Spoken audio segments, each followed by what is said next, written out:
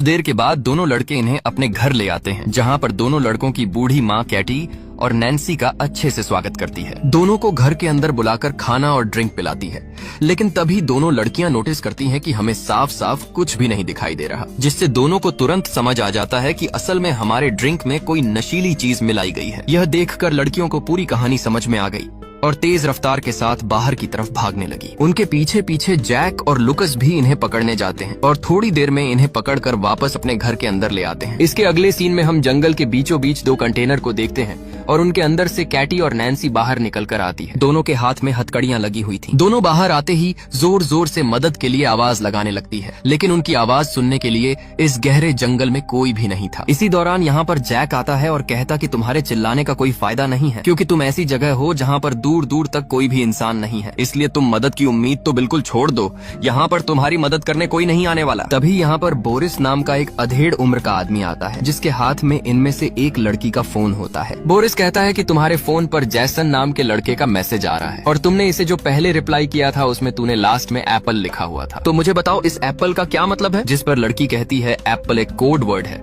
इसका मतलब है कि हम दोनों सेफ है। इसलिए बोरिस भी जैसन को रिप्लाई करते हुए अंत में एप्पल कोड वर्ड इस्तेमाल करता है, जिससे अब जैसन को लगेगा कि कैटी और नैन्सी दोनों सही सलामत है। तभी अचानक यहाँ पर एक पुलिस ऑफिसर अपने हाथ में गन को लिए आ जाता है। दोनों लड़कियां भागते हुए पुलिस के पास जा पहुंची। इस पुलिस ऑफिसर का नाम शरीफ होता है, जिसने जैक और लुकास पर गन तान रखी है। दिखाई देने में सब कुछ ऐसा लग रहा है कि अब पुलिस इन दोनों को सजा देगी, लेकिन अगले ही पल पुलिस ऑफिसर तेजी से हंस पड़ा, जिसका मतलब साफ है कि ये पुलिस वाला भी इन दोनों के साथ मिला हुआ है और यह सिर्फ एक नाटक था, जिससे दोनों लड़कियां और भी ज्यादा डर जाती हैं। इसके बाद पुलिस ऑफिसर एक टैबलेट को खाता है और एक लड़की को अपने साथ कंटेनर में अंदर आने को कहता है। इसके कुछ देर बाद पुलिस वाला कंटेनर से बाहर निकलता है। अंदर हम लड़की को देखते हैं जो बेचारी बेबस होकर रो रही है। एक तरफ हम जैसन और उसकी गर्लफ्रेंड को देखते हैं, जिसको यहाँ पर शक होने लगता है, क्योंकि जैसन ने दोनों लड़कियों से अलग अलग अल्फाबेट वर्ड का इस्तेमाल करने को कहा था, मगर उन्होंने 2 से 3 बार एप्पल को ही इस्तेमाल किया। एक तरफ हम जंगल का सीन देखते हैं, जहाँ पर एक आदमी नैन्सी के पास आकर